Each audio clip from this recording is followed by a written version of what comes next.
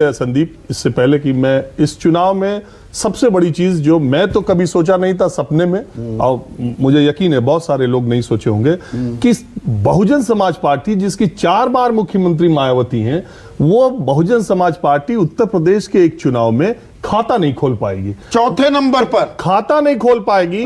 वो जो एक सीट आप देख रहे हैं वो रसड़ा के उमाशंकर सिंह की है, बलिया के।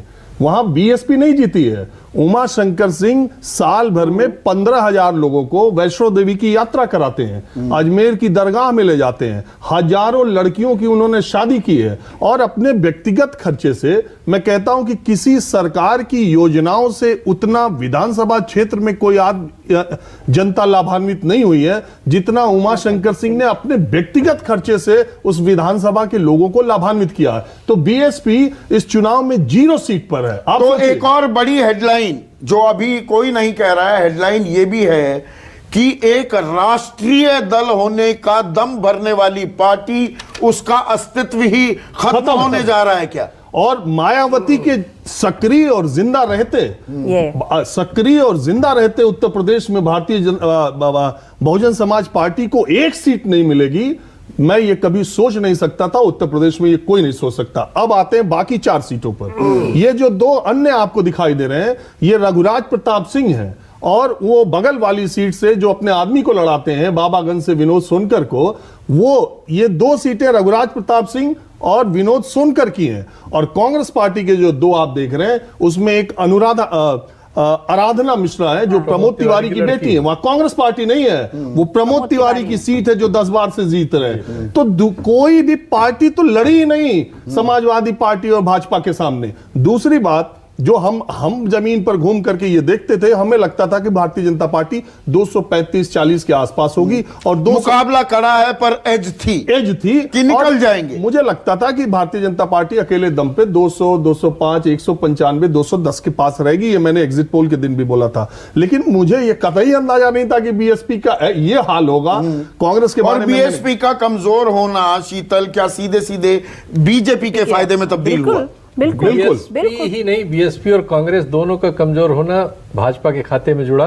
बीएसपी की पहली रैली आगरा में हुई, मायावती जी ने की, 80-90 हजार आदमी थे वहां, और बहुत सारे लोगों ने कहा कि यहाँ जो लड़ाई है मथुरा में भी और आगरा में भी बीएसपी की है। हम लोग गए थे साथ साथ, लेकिन वहां एक सीट नहीं मिली। तो ये पार्टी डेसिमेट हुई, 22% से 12% पे आ गई है, 10% वोट हो सकता है। अभी आखिरी आंकड़ा नहीं पता, कि ये दहाई का आंकड़ा भी ना छुए इनका वोट शेयर। हाँ, अब वो आ जाए डिटेल्स तो पता चले। लेकिन कांग्रेस 7% भी नहीं, 3% पे आ गई। ये सारा वोट शिफ्ट हुआ, चूंकि हम में से जो भी फील्ड में जा रहा था, सपा और ये चूंकि आमने सामने का चुनाव था, तो इन्हीं दोनों को देख रहा था। लेकिन इनको मानता था कि बीएसपी 17-18% वोट तो आएगा ही, 4-5% घट जाएगा। ये 10% घटेगा, ये अनुमान से परे था। शरद, लेकिन मेरा ये सवाल है, राजीव अगर बताएं कि ये बीएसपी का वोट जेन्युइन घटा है या बीएसपी ने अपना वोट ट्रांसफर किया है? देखिए सर, इसमें मेरा ये कहना है, भारतीय जनता पार्टी की सरकार के लाभार्थियों, जो उनकी लाभार्थी योजना है, जो फायदा हुआ है, उसने उत्तर प्रदेश में जाति की सीमाओं को बहुत तोड़ने का काम किया है। मैं बहुत सारी दलित बस्तियों में गया।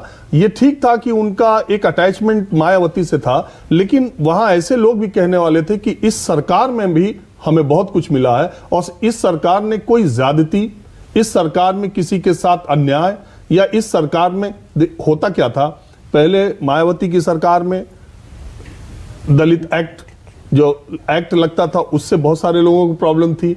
समाजवादी पार्टी की सरकार में कुछ दूसरा ही मसला हुआ करता था। ये 5 साल जो दलित बस्तियों में लोगों ने एक्सपीरियंस किया, और मुझे ये लगता है कि मायावती का पूरा वोट झाड़ू लगा करके भारतीय जनता पार्टी ले गई। तो ये मायावती का बहुत कमजोर लड़ना और भारतीय जनता पार्टी का उसके वोट को अपने हिस्से में शामिल कर लेना, अब मेरे हिसाब से अप्रत्याशित तौर से 30-35 सीट